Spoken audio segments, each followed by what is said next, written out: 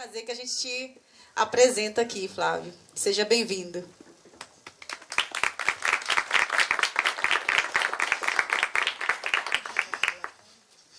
Eu vou aproveitar o microfone que é grande. Boa noite, gente. Boa noite. Sou Flávio Passos, como fui apresentado. Continuando dizendo, sou do sul de Minas, de uma região eminentemente negra também. Chama Muzambinho, Guaxupé, essas regiões, essas cidades lá onde minha família mora. Vim para a Bahia em 2013, sou do movimento negro desde 94. Desde 94, ou seja, já tem mais de quase 25 anos de caminhada, principalmente nessa luta do pré-vestibular, mas anteriormente dentro do movimento negro, dentro da Igreja Católica. Os APNs, Pastoral Negro, missas afros, pré-vestibulares comunitários ligados à igreja. Então, é dessa empreita, dessa seara que a gente vem. Sou professor na rede estadual, né, de Sociologia e Filosofia, que juntando tudo da história. É mais ou menos isso.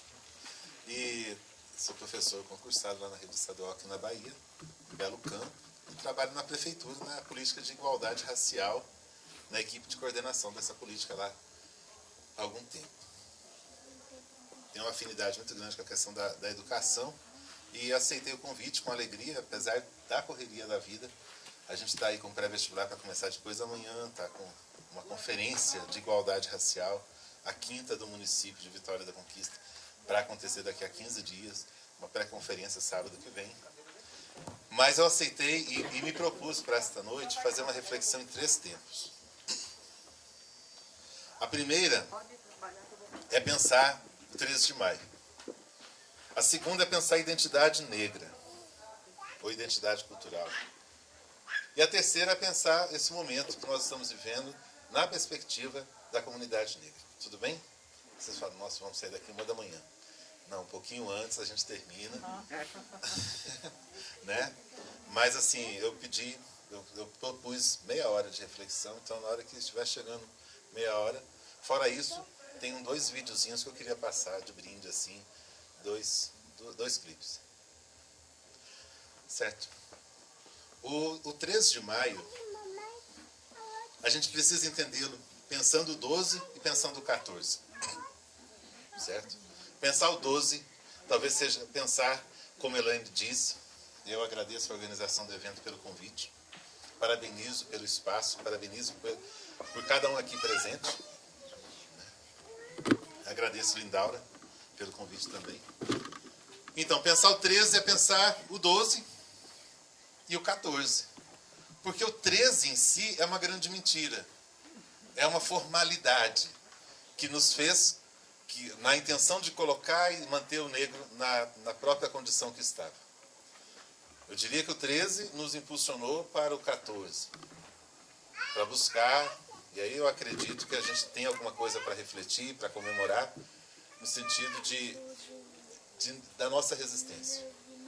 A conjuntura histórica, social, você pensar, um país que vem de 400 anos de colônia, um país que depois de independente ainda continua com a escravidão mantida aqui, sendo o último a aboli-la na América. Nós fomos os últimos. Os haitianos foram os primeiros. Logo após ali a Revolução Francesa, 1 ano após, influenciados por ela. E a elite brasileira temeu muito esse perigo da influência haitiana aqui, nos quilombos, nas revoluções, e a influência haitiana, das revoluções haitianas do final do século XVIII, repercutiram sim aqui no Brasil. Se pegar a revolta dos malês, principalmente, você tem um componente muito forte de diálogo com o que havia acontecido no Haiti. A gente sabe o preço que o Haiti paga pela ousadia de ter lutado, primeiramente, pela sua independência, colocando para correr toda a elite europeia. A história do Brasil, ela vai ser marcada tanto pela independência e pela república. A independência quase não muda a relação do Brasil com Portugal. Muito menos da elite brasileira com os negros. A independência não significou nada para a população negra.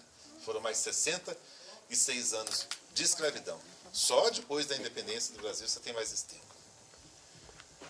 A condição do negro escravizado, ela já era bem fragilizada por todos os movimentos abolicionistas acontecidos no século XIX. Então você tem movimentos em diversos espaços da sociedade, quilombos espalhados pelo Brasil inteiro, quilombos vertiginosamente se espalhando, e uma população de escravos negros estimada em menos de 15% da população negra escravizada ali nos 1880.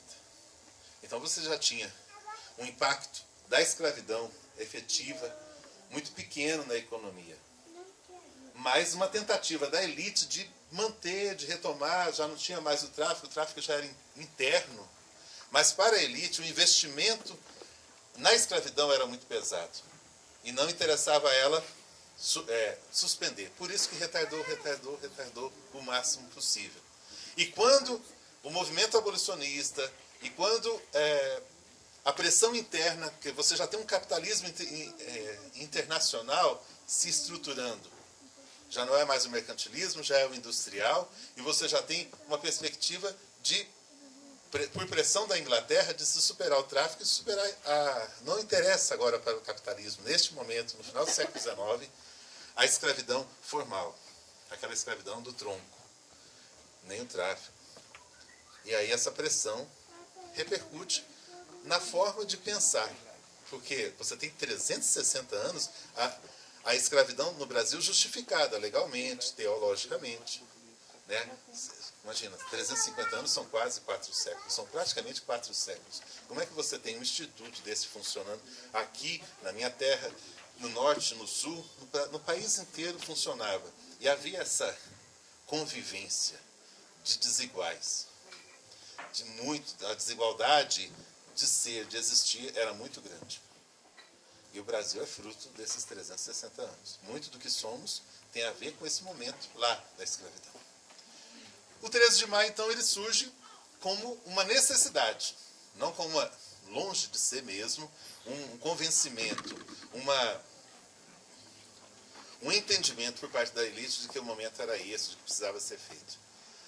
Para vocês terem uma ideia, pesquisando as falas dos deputados, dos senadores, a defesa era, na maioria das vezes, a favor de uma indenização por parte do Estado, no caso de haver uma abolição.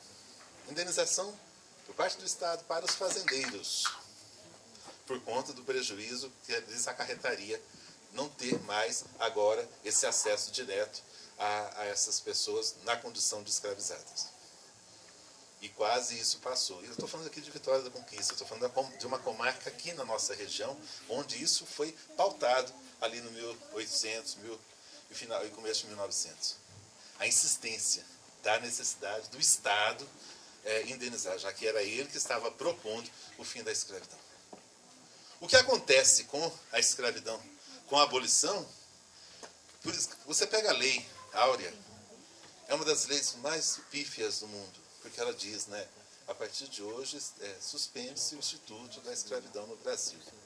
Revoga-se todas as leis ao contrário. Pronto, ela assina, não tem mais nada. Nada.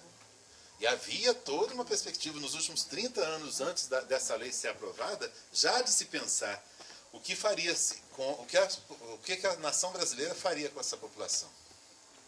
A lei não diz, ela simplesmente lava as mãos, o Estado sai de cena e a população negra começa a viver o segundo pior capítulo da sua história, que é o pós-abolição, que é entrar dali a um ano numa perspectiva da República, e a conquista da cidadania ainda está em curso 100 anos depois, 130 anos depois.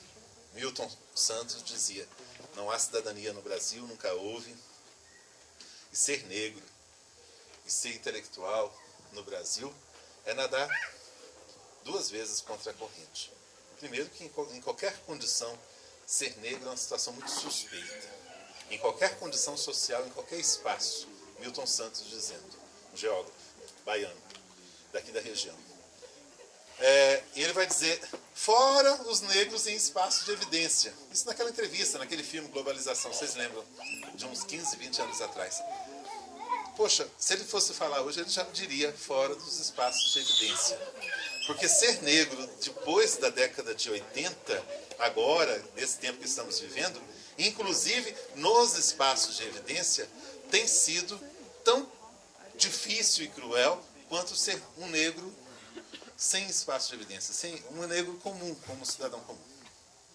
Haja vista os ataques racistas nas redes sociais contra grupos, contra pessoas que falam, nossa, aquela pessoa negra, empoderada, sofrendo racismo. Essa é a segunda parte da minha fala. A República, ela reafirma aquilo que a escravidão havia dito da condição do negro. Agora não mais escravo, agora não cidadão.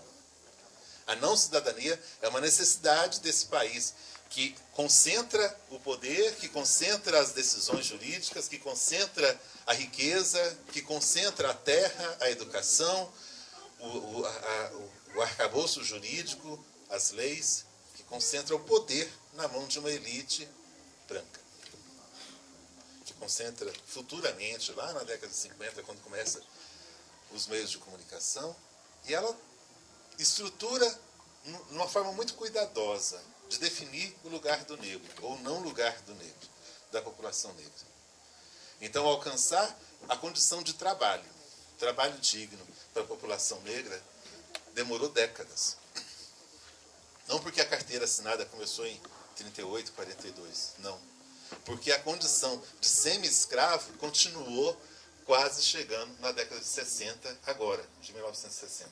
Eu tiro pela minha avó, lá no sul de Minas, trabalhando no porão de um hotel, fazendo farinha de milho, e minha mãe contando que elas comiam chuchu, abobrinha batida, taioba, era essa comida diária.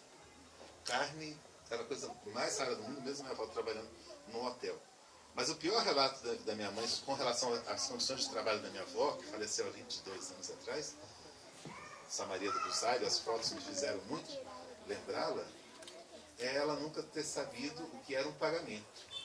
Ela recebia algo que ela pedia, analfabeto, que ela pedia, que estava precisando, e a boa vontade do patrão dava lá alguma coisa para ela. Então, minha mãe não tem essa ideia, essa memória do que tenha sido um pagamento definido. Eu estou falando década de 50, começo da década de 60. Se formos ver como as comunidades negras rurais, até pouco tempo atrás, muitas delas quilombolas, foram submetidas a condições de trabalho durante todo o século XX, em fazendas próximas ou fazendas distantes, em épocas de colheitas de café, aqui na Bahia. Você vai ver que realmente os resquícios dessas relações escravistas, eles permaneceram, talvez sumindo algumas condições. Eu não estou falando desse trabalho escravo, que o Ministério Público Federal, o estadual vai atrás, não. Eu estou falando mesmo das relações de trabalho que continuaram, seja lá no porão de um hotel, seja lá na lavoura de café, explorando essa condição do negro, nessa memória. Porque a memória da escravidão não é só do negro. A memória da escravidão é da sociedade brasileira e de todos que a compõem. É do negro e é do branco.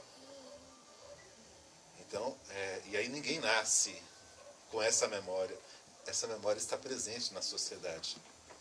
Acessar essa memória é dizer se você continua submetido a uma condição de subalternidade enquanto negro, se você continua submetido a uma questão de superioridade enquanto branco.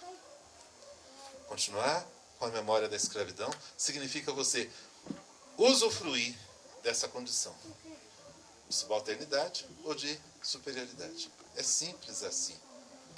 E ainda há uma década e meia atrás, tinha um discurso no Brasil de que não havia negros, de que éramos todos mestiços, de que não era possível definir. Quando as cotas surgiram, então, a conversa era essa: como vamos definir quem é negro? A polícia sabe quem é negro, o porteiro do hotel sabe quem é negro, o atendista, o atendente lá do hospital público negro sabe quem é negro, não é?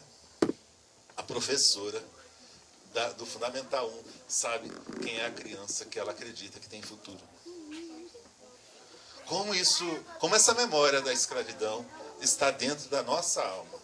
Não porque seja um código genético. O código genético da escravidão é a hipertensão.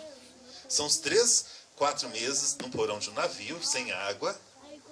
E aí os biólogos aqui da região, inclusive, da UFMG, vêm pesquisando há muito tempo por que a população negra brasileira tem uma propensão à hipertensão. Coisa que não se encontra em nenhuma região da África, mas você encontra aqui. A única... Eu não sei se já derrubaram essa tese, mas é difícil derrubá-la. A única perspectiva, a única hipótese mais provável é de você pensar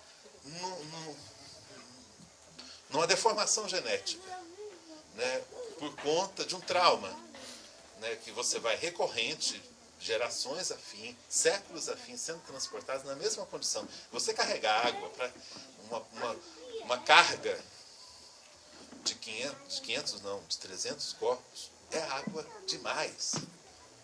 Faça o cálculo aí, quanta água precisa para esse pessoal chegar depois de 3 meses no navio, com aquela secura que é o mar, que ele já é ressecante por si só, por causa do sal. Então, ou água, ou corpos. O número de pessoas que morrem, aquele filme Quilombos da Bahia, que você já deve ter assistido muitas vezes aqui, é forte aquela cena daquele senhor dizendo, né? Oh, a gente veio de lá, mas chegou no momento em que, no meio da travessia, eles voavam, feito urubu, e voltavam para a África. Então, assim, o sonho, naquele filme, é muito forte. Quem aqui já assistiu aquele filme? Estou falando de repente. Assistam, por favor. Está lá agora no YouTube. Faz só 1 ano ou 2 que puseram no YouTube o Quilombos da Bahia. É um lindo documentário para a gente entender essa memória da escravidão, essa memória da África, essa memória, essa negritude presente na nossa sociedade. Termino aqui sobre o 13 de maio. Quando eu disse que comemorar o 13 de maio é pensar o 12, é pensar a memória genética, a memória psíquica, a memória afetiva, a memória de identidade negra e branca. Eu não aceito discutir negritude sem chamar a reflexão de branquitude, porque são as duas condições que se complementam, se dialogam. Sem pensar o 12, sem pensar o que foi a escravidão, a gente vai acreditar que o problema estava ali, no 13. Não, não estava. O 13 realmente foi catastrófico, resumiu tudo que tinha sido antes. E pior, disse tudo que viria depois. Então, é pensar o 14, é pensar que esse 13 de maio não nos garantiu trabalho assalariado, não nos garantiu trabalho nas lavouras de São Paulo, que naquele momento a cultura do café já era o grande... era o ápice da economia brasileira, era o café no Sudeste. E aí não foram os negros que continuaram nas lavouras. Se você anda pelo interior de São Paulo, e eu morei em alguns lugares no interior de São Paulo, a presença oriental, já do século XX, e europeia e italiana do final do século XIX, coincide com a intenção da elite nacional, com a dupla intenção de marginalização da população negra, do não acesso à terra e ao trabalho na zona rural, e de branqueamento da população brasileira. Então você tem, fruto das teses desenvolvidas lá na Europa, nesse momento, no século XIX, a Europa está se achando. Ela está se achando a cabeça do mundo. E a África, o pé e as mãos. A Europa se acha a cabeça, ela se acha o suprassumo da intelectualidade. Aliás, só existe inteligência, só existe civilização, só existe ciência, só existe religião, só existe justiça, só existe humanidade na Europa. Prova disso que a gente leva muito a sério as culturas, os saberes eurocentrizados. Da escola, a religião, a forma de nos comportar, a forma de conviver e agir. Ainda hoje, essa matriz eurocêntrica do século XIX repercute muito na nossa forma enquanto brasileiros. E o projeto de sociedade que temos também. Vou fazer uma pergunta. Pois... No nível mundial, houve alguns avanços, por exemplo, nos Estados Unidos, nós tivemos agora um presidente preto, né? Está aí, Barack Obama. teve outro. Nelson Mandela na África. Teve. Você acha que no Brasil ainda tem chance de ter um presidente negro lá no futuro? Eu tenho medo. Por quê? Porque nós já tivemos, porque assim, a sociedade, eu vou chegar lá. A tua pergunta é muito importante para a gente pensar o 14. Né? Só para eu terminar o 13, para dizer, essa elite que nunca imaginaria uma situação dessa, que pensou demais, e escreveu, e defendeu nos tribunais, defendeu na ciência, defendeu na antropologia, defendeu na sociologia, defendeu na criminalística, que o negro não tinha condições de raciocinar intelectualmente, de abstração. Por isso que ele não conseguia seguir o catecismo católico, porque é muito abstrato aquela ideia da consubstanciação do corpo e o sangue de Cristo, aquela ideia de uma trindade, aquela ideia do corpo da alma. Nossa, isso é forçar muito. Intelectuais brasileiros, influenciados por um pensamento extremamente racialista da Europa. Lembra que eu falei que a ciência está em alta e eles precisam. Se a Europa está em alta, eu preciso, com essa ciência, dizer e mostrar cientificamente que o resto do mundo não chegou lá ainda. É uma perspectiva evolucionista de pensar povos primitivos, povos selvagens, povos em desenvolvimento intelectual, e aí eles entendiam os orientais nesse sentido, e povos já civilizados, os europeus. Então, o poder, a elite brasileira concebe o poder para ela. Coincidentemente, branca.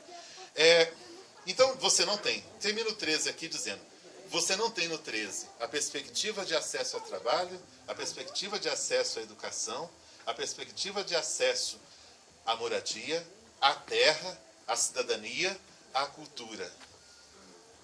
Pegar, por exemplo, a lei da vadiagem, 1891. A lei da vadiagem dizia que você ser encontrado num grupo de 5 pessoas pela rua, né? Lá no Rio de Janeiro, por exemplo, capital, na época, fazendo algo que não justificasse ser trabalho, você poderia ser preso. E aí o alvo era a capoeira.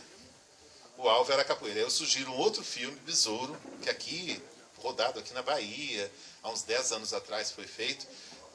O pessoal da capoeira tem várias críticas ao filme Besouro, mas eu gosto de lembrar tanto ele quanto um filme com Lázaro Ramos, feito pelo aquele ator global lá de Sorocaba. Mas, esqueci o nome do diretor, mas o filme Cafundó.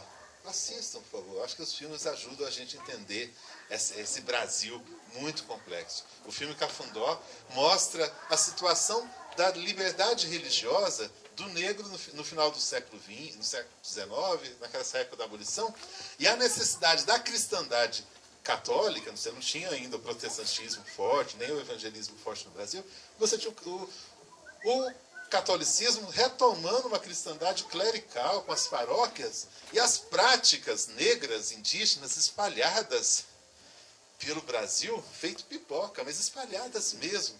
E a igreja muito preocupada no que isso demandaria, porque eram práticas devocionais, práticas místicas, práticas das mais diversas, sincréticas por demais, né? Com elementos negros, indígenas, católicos, brancos, europeus, mas tudo ali misturado. O filme Cafundó, ele ajuda muito a entender isso. Hoje eu estou bem cinéfilo, né? Sugerindo filmes aí, porque realmente amo. Eu acho que vale a pena, vocês que são educadores, pais, a gente abusar mesmo dessa via de tradução da nossa sociedade, da nossa condição de brasileiros e brasileiras. Só para terminar, não teve condições, por exemplo, a gente não alcança cidadania nenhuma. Cidadania eu estou falando formal. Não é só a carteira assinada, é o direito de votar e ser votado. O negro não... Primeiro que você define que só votam e são votados os letrados. Se você já tirou a educação dessa população, e se vocês virem como é que a educação aconteceu em Rio de Contas, que eu não conheço, mas deve ter sido igual em qualquer canto desse país, até a década de 60 foi iniciativa dos negros. Onde havia educação para a população negra, eram mulheres e homens que se autoletravam e iam essa educação para os seus pares. Então, se hoje não somos doutores, se hoje, e Obama foi eleito muito por conta também dessa projeção intelectual dele para o mundo. E é uma projeção inconteste. Ele entra em alta e sai em alta, né? É fantástico isso, é lindo demais. E por isso que eu falei que eu tenho medo. Porque, continuando lá Milton Santos, ele dizia, é difícil ser negro no Brasil, e é difícil ser negro intelectual no Brasil. Porque ser negro, fora as condições de evidência, já é difícil você se manter vivo até a próxima esquina. Agora eu acho que houve Fora, e ser intelectual no Brasil é difícil porque o Brasil não está disposto a acolher críticas. E o intelectual é visto, o intelectual negro, normalmente ele vai tentar desvelar o que aconteceu nessa história. Tentar entender o 12, o 13 a partir do 12 e do 13. Já estamos chegando no 14, tá, gente? Você não acha que houve algum avanço? Vou chegar nos avanços. Do governo Lula para cá. Eu acho que Lula indicou o primeiro negro para o Supremo Tribunal, Deus. viu? O Joaquim Barbosa. Joaquim Barbosa. Tem a Ângela Calmon, uma preta, Sim. que é desembargadora da Bahia. Sim. E a questão das cotas. Eu vou chegar nessa parte. Eu acho que houve um avanço. Não, eu vou chegar. Por isso que eu queria até dizer assim, temos o que comemorar, graças a Deus. Tem sim. Né? Quando eu vejo, daqui a pouco eu falo do que tem para comemorar. Mas é isso. Gente, quando o negro percebe-se condenado pela Lei Áurea à sua própria sorte, de ter que disputar espaços nessa sociedade racista, e esse segundo grande capítulo da nossa história não é mais do chicote. Apesar que você tem a revolta da Chibata em 1910, gente, ó, 1888, 1910, são mais de 20 anos em que o Brasil, dentro de uma estrutura do Estado, mantém um instituto, o tronco, dentro da Marinha. E aí você tem um negro, né, João Cândido, que vai lá e resiste, que vai lá e desmascara, muito inteligente, muito articulado, muito rodado pelo mundo. Ele era marinheiro mesmo de uma fragata. E ele sai mundo afora e fala, não, o que está acontecendo no Brasil, chega. E organiza e coloca várias fragatas apontadas os seus canhões para o palácio do governo e fala, acabou. Manda uma carta para a presidência e fala, acabou. Não queremos mais tronco, não queremos mais chibata, queremos condições iguais de trabalho. Porque quem apanha aqui na Marinha do Brasil são os negros. Quem não consegue se projetar... Aliás, se você olha no Exército, você tem negros em todos os escalões. Mas na Marinha, isso não acontece. Oi? Na aeronáutica também. Na aeronáutica também. E aí, muito reflexo dessa visão elitista do país, já no pós-abolição, de definir onde o negro vai chegar. Na própria igreja tem pouco bispo preto. De 280 bispos, eu estava contando esse dia para trás, não chega a 15. Já chegou, mas estão morrendo alguns, né? E estão sendo colocados os novos. Não está sendo colocados os novos porque até a teologia da libertação, você teve muita gente entrando no seminário, vindo das classes populares, vindo dos movimentos de base, vindo das SEBs, vindo das comunidades rurais, negros e negras. E aí você teve um aumento muito visual de padres negros, engajados, na maioria das vezes, nos movimentos negros. Aí hoje você tem muitos padres negros, raros, engajados, muitas vezes, nos atuais movimentos neopentecostais dentro da igreja. Continuando lá no 14, que eu já estou terminando. Você tem, na sociedade brasileira, de 1900, essa mesma que João Cândido foi lá e apontou os canhões. Gente, eu nunca duvido de que o Brasil ficou angustiado com a capital no Rio de Janeiro até 1960, 50, né? Por quê? Porque aquela experiência com a revolta das chibatas foi muito traumática para a elite. Então, tirar de Rio de Janeiro e levar uma cidade eminentemente negra e levar para Brasília, a capital, é para a gente ver o que está acontecendo agora. Nós perdemos o controle de poder fazer controle social das nossas políticas. É muito difícil fazer controle social daqui, porque isso acontece em Brasília. Rio de Janeiro me parece que está mais perto de tudo. Ou a gente tem essa impressão, ou ao menos mais perto do mar, ou para eles fugirem, ou para a gente invadir. E aí o 14, para mim, eu diria que é o movimento negro. Se, como diz um professor da UFBA, chamado Eduardo Oliveira, da área de comunicação, filósofo. Ele trabalha com filosofia africana. Vale a pena ir atrás, conhecê-lo e bater um papo, e pesquisar e participar dos seminários deles. Trazer Eduardo Oliveira para bater um papo com vocês. Eu acho que o que vocês estão vivendo aqui em Rio de Contas tem muito a ver com o que Eduardo trabalha. Ele vai dizer, a experiência de nação autônoma, a experiência de nação primeira que o Brasil fez foi onde? No Quilombo. Outros autores vão dizer que a experiência de integração, de respeito à diversidade que o Brasil fez também foi no terreiro. Eu vou pegar o Quilombo para dizer, porque quando esses autores falam isso, e Eduardo Oliveira não está falando sozinho, ele está pensando o Quilombo como espaço de soberania econômica, de autonomia econômica, integração, de diálogo cultural. Ele está falando enquanto espaço de respeito à diversidade. Ele está falando espaço como, não preservação, mas vivência das africanidades, dos valores africanos trazidos para o Brasil. Então, olhar para o Quilombo, olhar para as comunidades quilombolas, inclusive, não na perspectiva essencialista, de que realmente a África está lá, mas inclusive na perspectiva histórica e antropológica, de perceber que o Quilombo foi um espaço, e é ainda hoje um espaço de resistência. Não é à toa que Bolsonaro disse, há um mês atrás, no hotel lá, né, hotel da Judaica, lá da colônia judaica, né? O alvo primeiro dele, gente, Lula, contemplando o senhor, primeiro gesto de Lula, dia 9 de janeiro de 2003, assinado a 10.639. Como é que você esquece de um cara desse? O respeito com o movimento negro. O movimento negro que passou um ano. Abdias Nascimento, eu estava vendo um jornal, numa mostra da memória da luta de Abdias Nascimento, um jornal de 1944, Abdias pedindo reconhecimento das terras quilombolas, pedindo ensino da história e da cultura africana nas escolas, pedindo maior presença do negro no teatro. Gente, as pautas nossas de hoje, se a gente for para uma conferência de igualdade racial em Salvador, em Brasília, em Ribeirão Preto, em Vitória da Conquista, Guaxupé, Muzambim ou Rio de Contas, as pautas de Abdias Nascimento, com o Teatro Experimental do Negro, com o movimento negro que ele lutou desde sempre, lá no Senado, lá na arte, lá no movimento negro, são as pautas de hoje. Do reconhecimento, da justiça e do desenvolvimento da comunidade negra, que são as pautas que a ONU adotou para a década do afrodescendente. Então, pensar o 14 é pensar a resistência. Pensar o 14 é pensar a resistência à nulidade proposta do 13. A nulidade da existência corporal, física, simbólica, cultural, efetiva, significativa, nossa.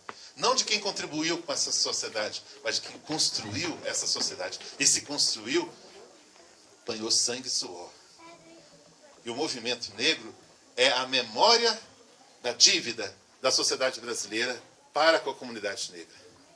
Não é proposta de cisão, não é proposta de guetização, não é proposta de vitimização, como que é agora o racismo, nos fazer acreditar que as nossas pautas são de vitimismo, que as nossas pautas são de mimimi, que as nossas pautas são de inferioridade, que as nossas pautas são de ficar requentando uma coisa.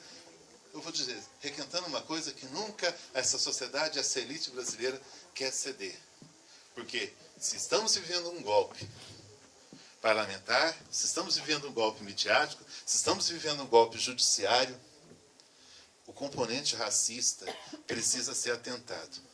O componente racista desse golpe. Porque o que a comunidade negra avançou nos últimos 20 anos, pós-ditadura militar, não está escrito.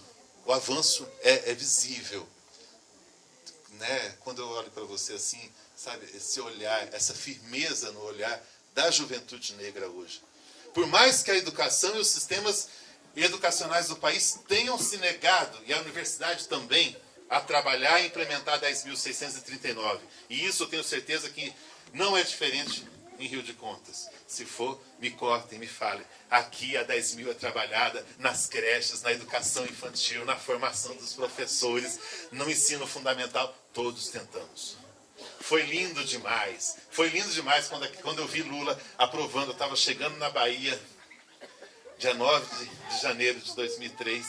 Não tinha lugar melhor do mundo para eu vir ver acontecer tanta coisa que os marcos legais propostos naquela década, essa década que passou, essa década agora, depois de mais de 8 décadas do movimento negro. Eu peguei Abdias Nascimento, mas eu podia falar uma lista. Falei no começo que eu vim do movimento negro lá da década de 80, década de 90, dentro da Igreja Católica, das SEBs, das pastorais sociais, todas, dos movimentos sindicais, dos movimentos dos partidos de esquerda, todo mundo tendo que discutir racismo até chegar à Constituição de 88 e aparecer lá. A sociedade é racista, o racismo é crime, o racismo tem que ser combatido, as comunidades quilombolas e tradicionais precisam o Estado reconhecer a sua existência. Só em 1888, só 100 anos depois que o Estado foi se manifestar de uma forma explícita e direta, fruto de um processo de redemocratização do país, que foi a Constituinte, né, de 85 a 90, de 85 a 88, que gerou aquilo. Porque a elite, quando viu escrito lá, o Estado há de reconhecer e devolver as terras, está no como chama? Atos, não sei o que lá, 68, desculpa. Artigos não é, desculpa. É um dispositivo na lei de 88 que pela primeira vez, não é um artigo da Constituição, mas é uma cláusula dentro do artigo dizendo: cabe ao Estado brasileiro reconhecer e devolver, um inciso lá garantido, que as terras quilombolas sejam das comunidades quilombolas. Vocês se perguntam, como é que a elite aprovou isso? Ela aprovou porque ela não conhece o Brasil. Lembra aquela música? O Brasil não conhece o Brasil. A elite não nos conhece. A elite não sabe quem somos, não sabe o que cultuamos, não sabe o que nos mantém em pé. E vai continuar não sabendo, porque ela está com a cabeça lá na Europa. E ela acredita que Bolsonaro, na hora que ela tomar de novo o poder, que eles ainda estão terminando o golpe, e ele acredita que ele faz parte desse processo, a primeira coisa que ele vai fazer, olha o oposto. Lula disse: Brasil, aprenda a reconhecer na escola que você é negro, que você é afro-brasileiro, que você é índio-descendente, que você é uma cultura plural. E que essa diversidade tem que ser respeitada e valorizada por todos, não folclorizada. Por isso que eu acho interessante o 13 de maio ser retomado, porque eu acho que a gente passou uns 20 anos sem olhar para ele. Agora a gente olha para ele de cabeça erguida e dizendo: a dívida continua alta. O Bolsonaro está dizendo com todas as letras. Está lá no vídeo, quem não viu, veja. É bom que veja, porque a molecadinha está achando bonita falar que é bolsomito, né? E aí é nosso papel, a gente que conhece a história, de conversar antes que o caldo entorne de vez. Primeira coisa que ele mostrou no mapa lá, quem viu o vídeo? Ele não mostra o mapa, ó, tá vendo aqui esses pontinhos aqui? É tudo terra de índio. Esse povo que não quer trabalhar, que não quer saber do desenvolvimento do país. Meu primeiro ato, se eu chegar lá, ele não falou onde, talvez seja no inferno, só pode. Aí, meu primeiro ato vai ser acabar com essas terras. O direito deles estarem nessas terras. E aí ele foi e falou dos quilombolas, que eu me recuso aqui a repetir o que ele falou, até porque está gravando. Sobre o 14 é isso. É o movimento negro, é o povo negro organizado que fez tudo surgir. Não foi Lula. Lula foi o que ele precisava ter sido. Fernando Henrique Cardoso, lá em 1995, já começou a ser questionado pela ONU. Já começou sociólogo que era, né? E pesquisou o negro durante décadas lá na USP, e professor que era também. Ele não tinha dificuldade para entender, mas o projeto político dele não permitiria, ou do grupo que estava ali, não permitiria talvez todos os avanços que vieram a acontecer na década seguinte. Mas já foi ali no governo dele que se começou a instituir organismo, que se começou a instituir estudos para se reconhecer não só o racismo, mas a desigualdade estrutural fruto do racismo. Né? Nós temos uma desigualdade absurda e ela continua. Essas políticas sociais esses ensaios de redemocratização econômica da nossa sociedade não mudou nada.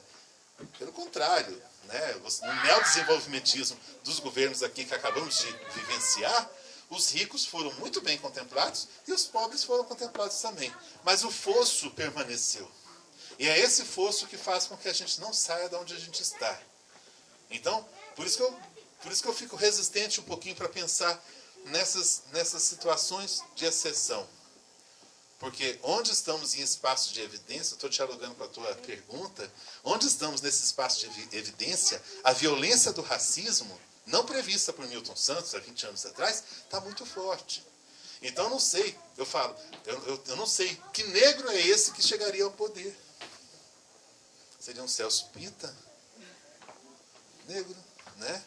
Então, assim, para ser um Obama, a gente precisa continuar trabalhando muito formação de base, a gente precisa continuar investindo muito na autoestima, na consciência negra. E eu estou percebendo o seguinte, tudo que a gente avançou nos últimos anos, nos últimos 3 governos mais de esquerda, tudo que a gente avançou, fruto dessa sensibilidade, dessa gestão, mas é fruto do movimento negro, sim.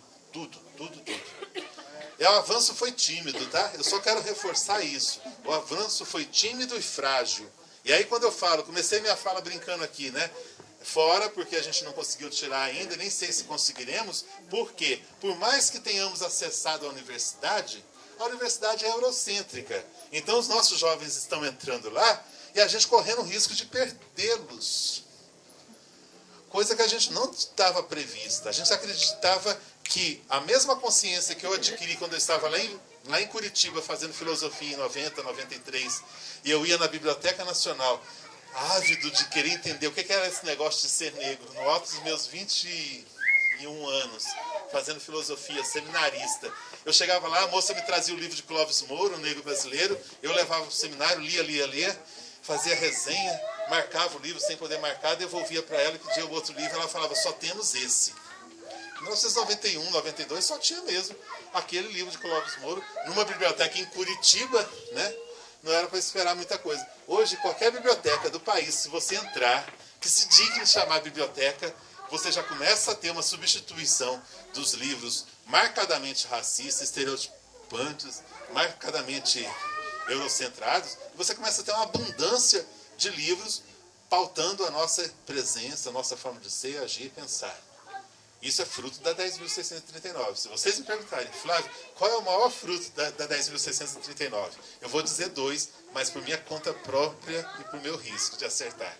1, a produção científica, literária, paradidática e didática. Tudo bem? Ou seja, livros que se produziu de 2003 para cá. As editoras embarcaram nisso. O MEC incentivou demais que isso acontecesse. As universidades estavam num momento muito forte de efervescência, de produção acadêmica, do pensar o negro em todas as esferas da sociedade. Então, realmente, procurem que vocês vão achar muita coisa falando sobre nós em todas essas áreas de conhecimento. Falando sobre a população negra. A outra é um empoderamento estético. Que antigamente, há uns 10 anos atrás, eu dizia que era a revista Raça que tinha feito a gente acreditar que a gente era negro. Não sei se alguém aqui conheceu a revista Raça. Hoje eu não cometo esse erro mais. Eu falo que é 10.639. Ah, mas ela não é trabalhada. Mas ela fez tirar do 13 e botar no 20. E isso, para mim, é um deslocamento muito forte. Tirar do 13 de maio e enaltecer e jogar para cima o 20 é, no mínimo, na escola, uma vez por ano, você dizer para as suas crianças: nós temos um herói. E isso é muito simbólico para o psicológico da criança. Por isso que eu acho que o encrespamento não é moda. Vocês podem me dizer com mais autoridade. Estão vivenciando isso. Não tem como ser algo com data, com todas as modas que o capitalismo põe, né? E tem gente que até se pergunta, será que isso aí não é uma forma... Um dia me jogaram um mês num grupo de encrespas. Eu não aguentei, porque elas falam muito de creme, né? E aí eu fiquei assim, poxa, esse pessoal só fala de creme, e a chibata comendo solto lá fora, será que elas não falam de outra coisa? Mas eu comecei a entender que, para ficar assim, realmente, tem várias técnicas, várias coisas, vários produtos, e é tudo muito novidade. Até mesmo o processo de transição é um processo de libertação. E por ser um processo de libertação, aquela coisa, né? Que Einstein dizia, uma cabeça que alcança uma nova ideia, não alcança, não consegue voltar para a cabeça. Uma cabeça encrespada não consegue voltar para uma cabeça alisada. Sem uma morte do ser, da identidade, eu não consigo ver como moda. Mas se vocês quiserem pegar o microfone, quiser contribuir nesse bate-papo, eu acho interessante também.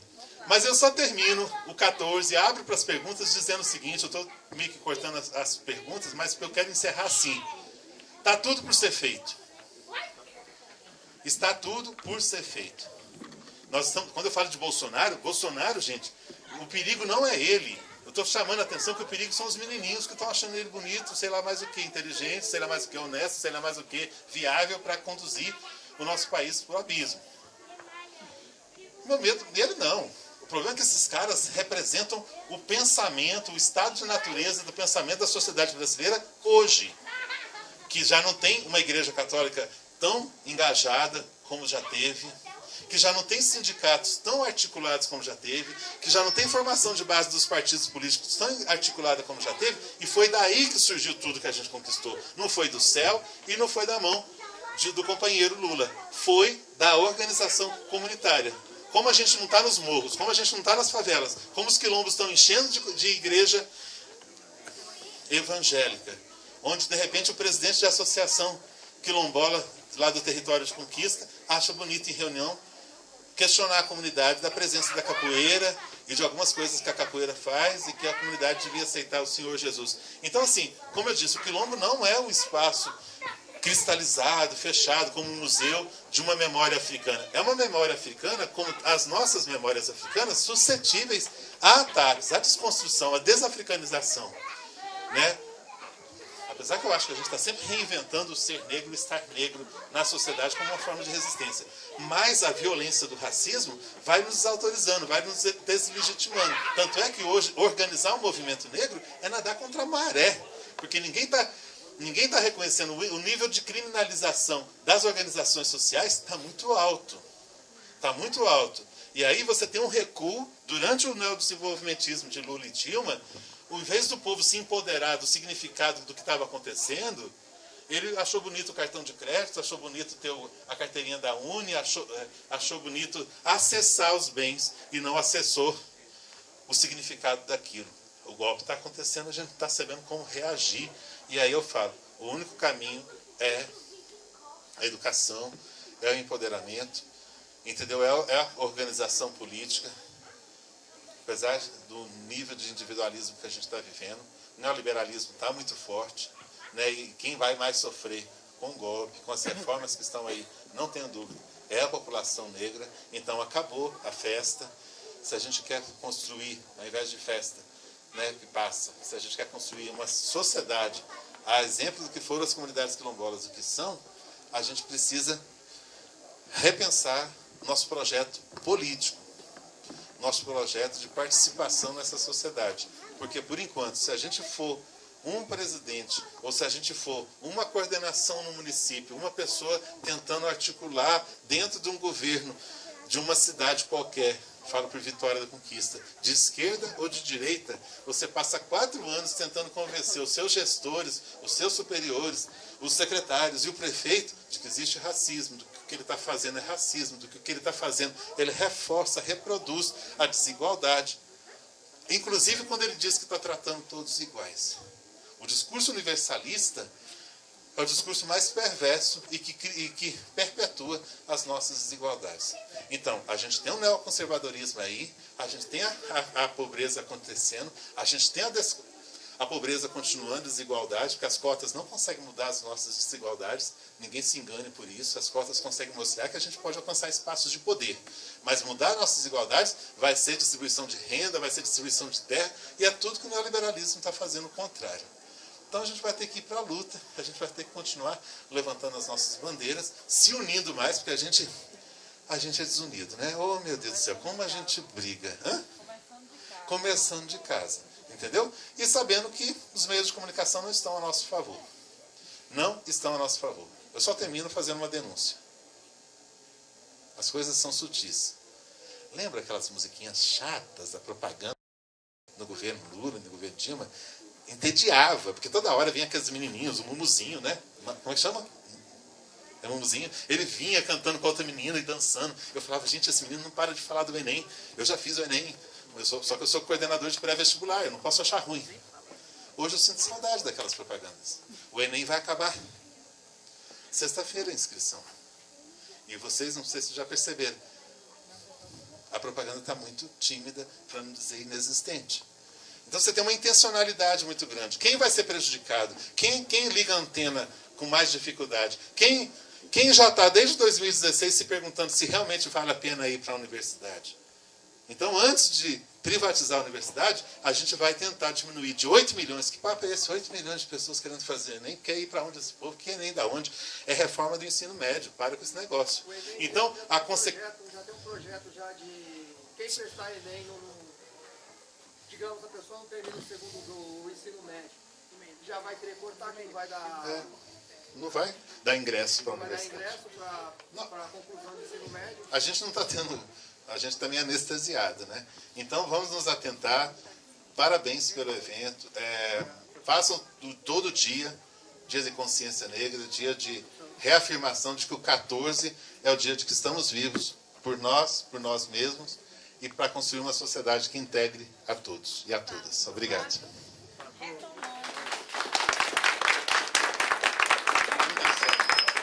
Eu queria passar um clipe para vocês, mas eu queria ouvir as perguntas. Não, eu só quero falar em relação ao 14. Eu sou neto de um branco casado com uma preta, né? Sim. E eu acho que o negro precisa politizar mais. A gente tem exemplo aqui na Bahia, por exemplo, o Lázaro Ramos. Olha, o Lázaro Ramos, que chegou a ser um grande músico, né? Votou no golpe, entendeu? Votou contra. Viu, professor? Desculpa, Estou falando a nível eu acho que o negro precisa politizar mais e votar até neles mesmo, os negros. Porque lá a Bahia, o Rio, por exemplo, é onde tem mais negro. Tem pouco representante lá no Congresso e no Senado. Por exemplo, inclusive aqui na Bahia, eu vi agora uma decepção com o Lázaro Ramos na época do golpe. Enquanto nós temos o Lázaro Ramos que votou a favor, nós temos o Valmir Assunção, que é um cara que trabalha com o MST. Lázaro Ramos faz não, um trabalho. pastor Lázaro. E a vice, a outra que votou também lá, aquela lá do partido PSL. Geron. Geron. Então, aquilo eu acho que é uma decepção muito grande. Eu acho que E eles não caíram do céu, não. E eles foram votados por negros. Votaram o lado. Por brancos, mas majoritariamente Xeron e irmão Lázaro, por negros. As igrejas evangélicas estão lotadas no Estão nosso lotadas, povo. exatamente. Então a gente tem um monte de coisa para tentar entender nessa sociedade. E eles estão com um projeto político que não nos contempla. O negro ganha muito espaço no esporte, no futebol, na música, né? Eu acho que está na hora também deles olhar também o lado deles, entendeu? Isso aí, pode ter tudo. Ótimo. Era mais uma intervenção do que uma pergunta, né? Obrigado. Muito bom. No meu caso também é só mais assim, uma intervenção também. Isso, essa aí. No sentido de retomando ao 13 de maio. Ao 13. Né? Recentemente, eu me senti jogada, né? Fui convocada a repensar o 13 de maio no sentido de a gente organizou uma greve aqui, né? A gente organizou uma manifestação em relação a todos os direitos que a gente vem perdendo, né? Com o desgoverno que está acontecendo. E quando a gente postou o vídeo na internet, nós, principalmente eu, que estava também, junto com outros colegas à frente do movimento, nós fomos vítimas, né, de vários ataques e repressões e assim, ataques racistas, né? Eu sou casada com um branco, né? E na internet, lá nesse mesmo momento, uma pessoa completamente retrógrada e racista me perguntou, né? Mas você já não recebeu sua alforria no 13 de maio? Né? O que você quer mais? Né? Eu casei com um branco, então eu já recebi minha alforria no 13 de maio. Né? Eu, assim, me deu vontade de meter o cacete nele e responder com toda a força, mas eu respirei, né? Fingi que... Respirei e respondi a ele que a minha alforria não veio com 13 de maio, como não veio a de nenhum negro, né? Que, na verdade, nós fomos submetidos, nós fomos jogados nas mazelas e nas favelas, no dia 13 de maio, né? E por conta que o meu bisavô, o meu tataravô não teve acesso à educação porque foram proibidos de estudar, né? Hoje na minha família, eu, minha irmã e apenas umas 3 pessoas têm acesso ao nível superior hoje, né? Pouquíssimo. Quantos anos atrás? Né? E eu respondi a essa pessoa que a minha carta de alforria eu conquisto diariamente, quando eu busco conhecimento, quando eu estou buscando estudar e quando eu me imponho perante essa sociedade racista, que a gente tem que lutar diariamente e que nós somos vistos como vítimas, né? Nós somos dizendo que a gente está se vitimando diariamente, mas só quem sente na pele sabe que não tem nada a ver com vitimismo. A gente sente, o racismo está explícito, principalmente na internet, principalmente em todos os locais. O racismo hoje, ele não está mais camuflado, ele está explícito. As pessoas não estão tendo vergonha de dizer o quanto são racistas. E por isso que a gente precisa continuar se unindo, né, se organizando. Quando a gente tem se organizado aqui, e somos muito criticados por isso, mas a gente sabe o que a gente passa, a gente sabe o que a gente sente, e quem abrir as páginas na internet vai ver o que a gente passa diariamente. É só mais um desabafo, uma provocação para as pessoas que estão aqui pensar, né, passar a pensar mais sobre isso. É isso, gente. Nós, como nascemos, né, da pele branca, a gente tem que ter consciência que nós somos privilegiados. Eu tive uma infância privilegiada. Nunca faltou nada dentro de casa, eu nunca precisei passar nenhuma necessidade financeira ou de alimentação. Mas muitos meus amigos negros passaram necessidade. Eu vim de uma família, a minha descendência, de uma família espanhola e portuguesa, que veio colonizar o Brasil. Então eu tenho um histórico na minha família materna de explorador, de colonizador, e sim de privilégios. Eu tive privilégios que outras famílias não tiveram. Então é importante a gente ressaltar isso. Eu sou branca, tenho ascendência branca, também tenho minhas ascendências indígenas e negras, mas a minha pele é branca. Então por isso eu tenho mais privilégio do que outros, e tive mais privilégio do que outros. É importante a gente ter essa consciência, que não é um vitimismo, mas é uma situação que nos colocaram na sociedade, né? Quando a gente fala do racismo hoje. Então é importante a gente repensar isso diariamente, o privilégio que nós temos, né, contra o outro que não teve. Eu acho que é bem mais profunda essa questão do racismo, quando a gente fala. Certo? Mais alguém lá atrás? Lá em cima? Estou sem microfone agora. Deixa eu só amarrar e passar para os vídeos e encerrar. Os desafios são maiores hoje do que há 30 anos atrás. A diferença de 30 anos atrás, a gente tinha que convencer a sociedade de que ela era racista. Hoje, como diz Elaine, ela resolveu assumir que ela é racista. É uma diferença muito grande. Talvez a vantagem hoje é que não tenha como fugir da luta, né? Ou você... Tem alguns teóricos que vão dizer que tem 4 formas de você lidar com a opressão. Ou você internaliza e não a percebe, da forma mais cômoda, mais letal também. Ou você percebe o impacto, mas não reage. E talvez hoje boa parte da população esteja saindo desse primeiro estágio e dialogando com o segundo, mas sem reagir. Sabe da opressão, sabe do racismo. Ou você reage e passa a ser tido como chato, doente, como diz lá no sul de Minas, complexado. Ou você descobre, e na reação, desculpa, na resistência, você articula, você define quem está a favor, quem está contra, ou você avança também e percebe que tem parceiros. Os inimigos não estão necessariamente de um lado ou do outro. É muito matemática essa leitura. O cara chama Henrique Ferreira. Ele escreveu um livro chamado negro, quem falou aí? Afrodescendente, uma identidade de construção. Eu prefiro Elisa Larquim Araújo, esposa de companheira viúva de Abdias Nascimento, que ela vai trabalhar com o livro Sortilégio da Cor, ou um outro livro muito interessante de um cara chamado Muniz Sodré, que ele tem um livro chamado Claros e Escuros. Esse é mais pesadinho assim, mas eu estava dando uma olhada nele de novo, e ele vai dizer, Muniz Sodré, ele é professor no Rio de Janeiro, eu falei que ele é daqui de Salvador, né? Ele é um sociólogo do Rio de Janeiro, e ele faz uma leitura de como o racismo no Brasil dialoga com o momento do capitalismo.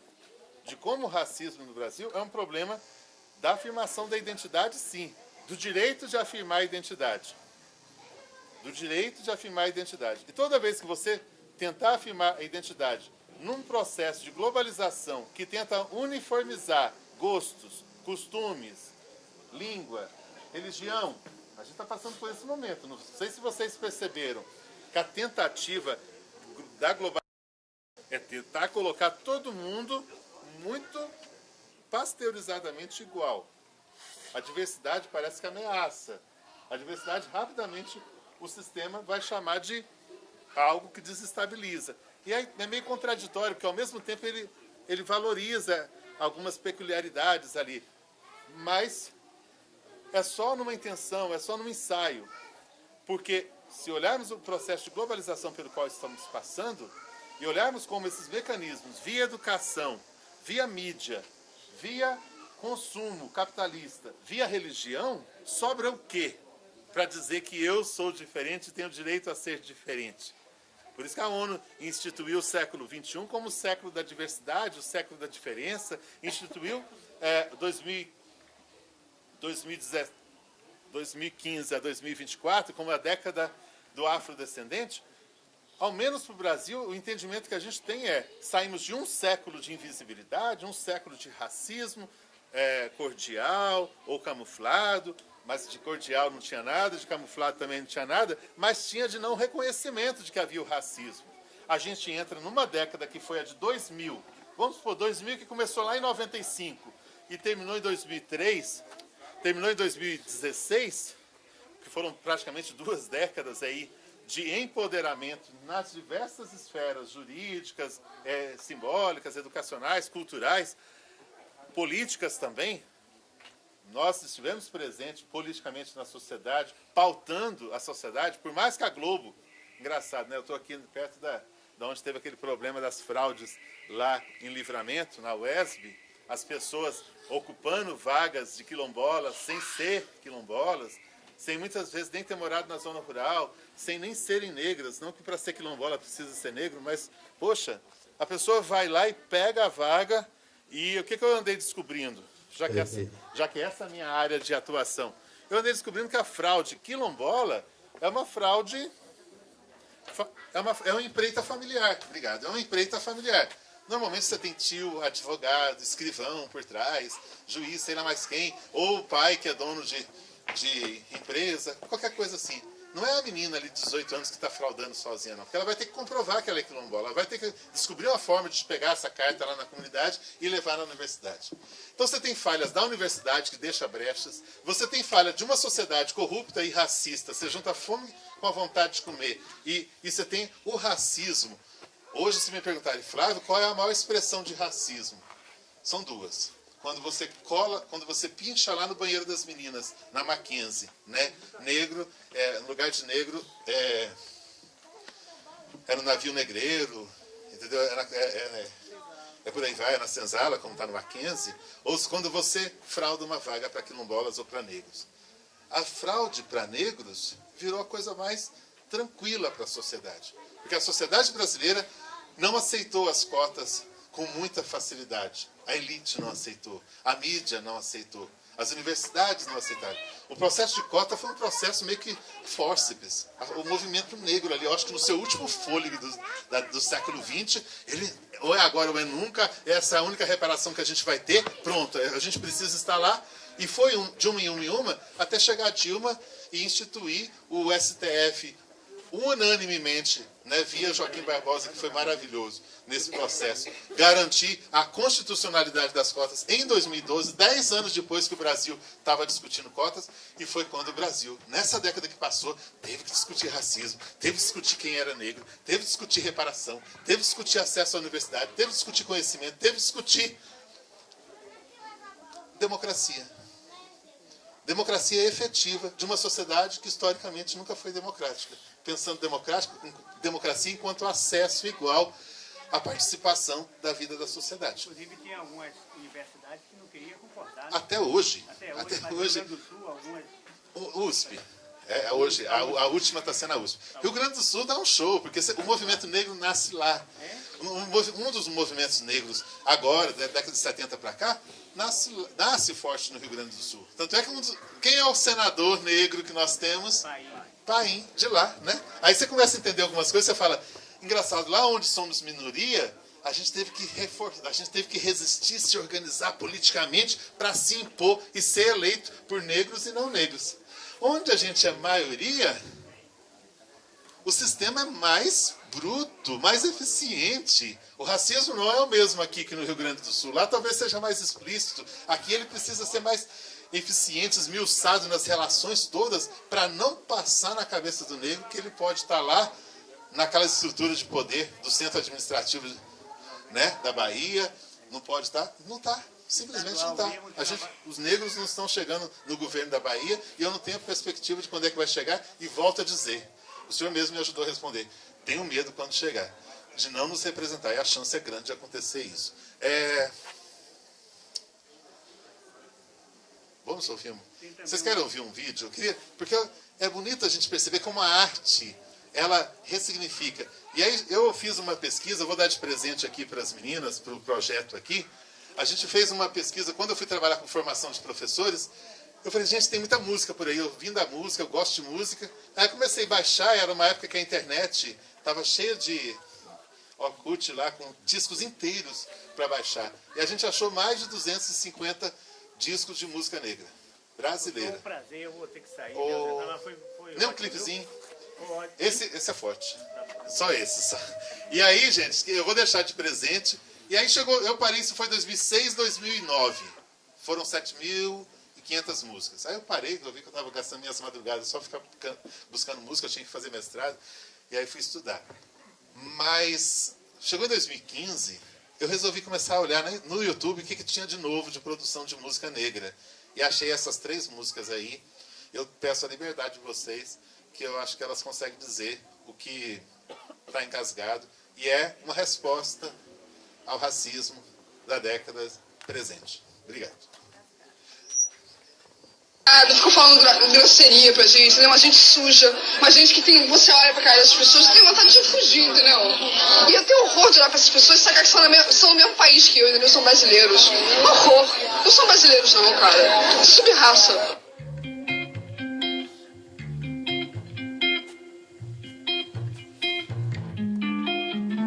Enquanto tu carrega cocaína no jatinho, morre um preto. Enquanto tu se muda pra Miami, tão matando um outro preto. Ninguém é santo, não tô falando de santo. Enquanto tu assiste a tua novela, tão matando o outro preto.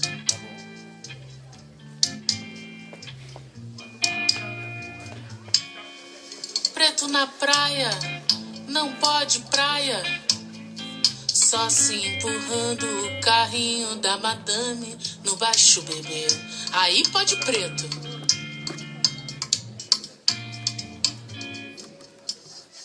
Preto viajando é uma abominação. Preto passeando na lagoa com a família é um caso sério. Um despautério. Tem que cobrar ingresso dessa gente preta. Não pode praia. Não pode preto, não pode preto, não pode preto, não pode preto, não pode. Não tem anjo, não tô falando de anjo. Enquanto tu destila teu veneno, tão levando o outro preto.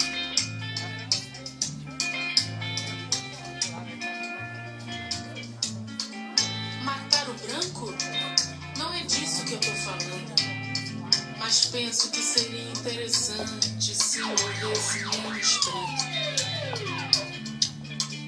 Você não acha que seria interessante se morresse menos preto?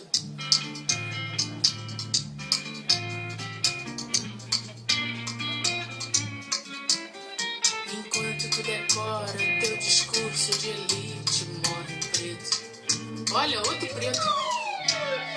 Enquanto tu... Não é uma questão de opinião, não.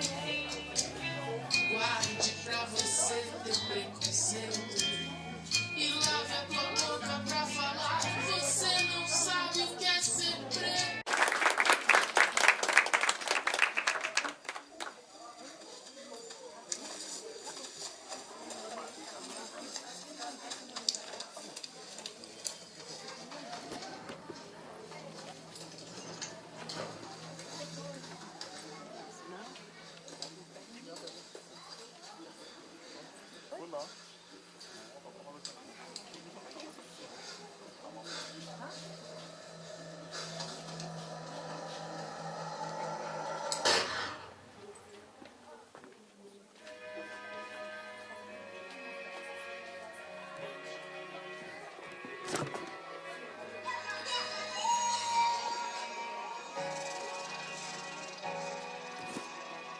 Deixa eu te falar, vou te confessar. Acho que eu também sou poeta e não aprendi a amar. Não, cruzes que eu já carreguei, cada um com a sua lei. Antes mesmo eu perguntei por que eu nunca parei. Quer saber o que me move? Quer saber o que me prende? São correntes sanguíneas, não conta correntes. Não conta com a gente pra assinar seu jornal. Sem descobrir o Brasil, né? Conta outra Cabral. Meu país cor da mistura. Miscigenação, quem não tem sangue de preto na veia deve ter na mão.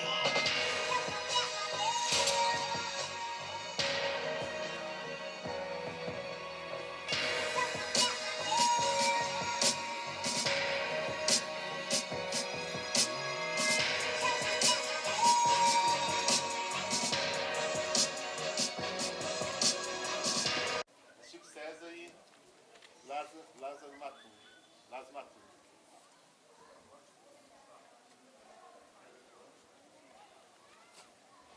Aí terminamos.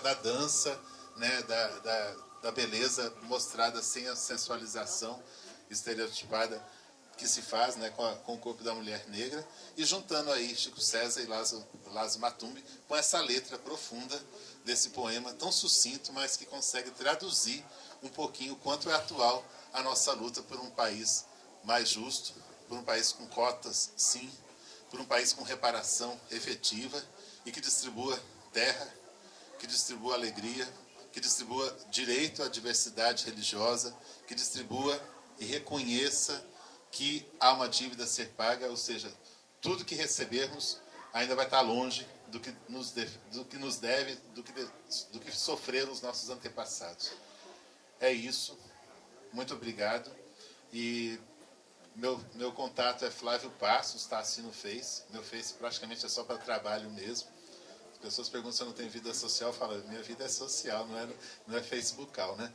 Mas a parte de militância eu acabo divulgando muita coisa. Então, quem quiser estar lá no Facebook, a Elaine está lá, acompanha, Lindaura também. E o Face veio me contemplar quando lá na década de 90 eu recebia muitos textos que eu achava que a população com qual eu trabalhava, com cursinhos comunitários, deveria ter acesso, professores, eu usava o e-mail. Hoje não, você posta ali o link. Né, e as pessoas, eu espero que abram, leiam, que não é só reproduzir. Antes de você postar alguma coisa, é bom você ler, para ver até o que você está postando. E é uma ferramenta, que são ferramentas que a gente precisa ajudar. A gente ainda precisa descobrir ferramentas de trabalhar, uma forma melhor de trabalhar com o WhatsApp, né? Que a molecada nivelou por baixo o uso do WhatsApp. Já teve pior, mas é um nível muito assim, da relação direta, não tem reprodução de consciência, de textos, de nada, não. É tudo muito vazio. Mas é o momento que a gente está vivendo, os desafios estão postos, tá bom? Obrigado.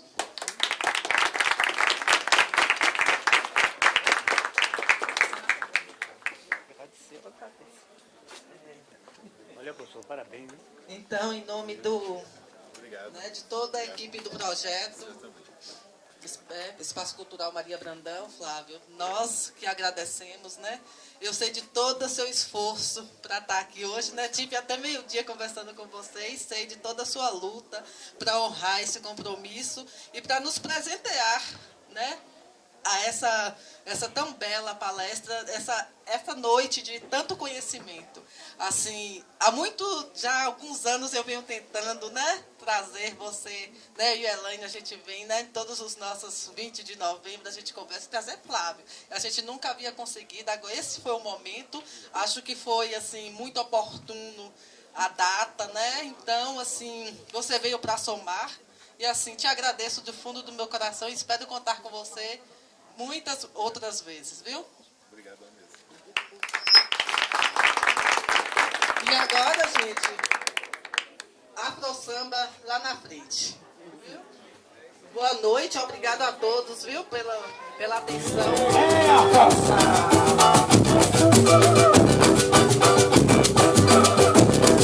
Sorriso novo, um abraço novo.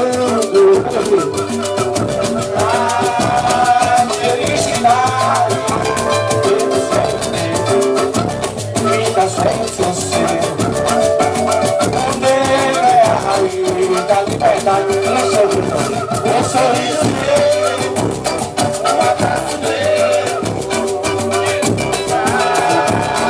felicidade, eu sempre, fica sendo seu. O meu é a raiz da liberdade, o meu é o respeito, o meu é a inspiração, o meu é silencioso. Mesmo que já foi escravo, mesmo que é amor na verdade, mesmo a gente é amor, mas eu também é saudade. Um sorriso meu, um abraço meu, felicidade, eu já fiz assim.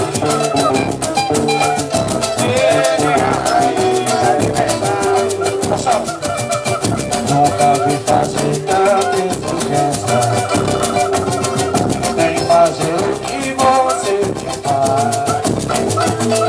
Você não sabe o que é consciência, quer ver que eu sou um pobre rapaz. Você só pensa em luxo, em riqueza, tudo que você quer, você quer. Ai meu Deus, que saudade da velha, aquilo sim é que era mulher. Às vezes passava fome ao meu lado, que achava bonito não ter o que comer. E quando bebia contrariado, eu disse, o que se há de fazer? A velha não tinha a menor vaidade, a velha que era mulher de verdade. A velha não tinha a menor vaidade, a velha que era mulher de verdade. Quanta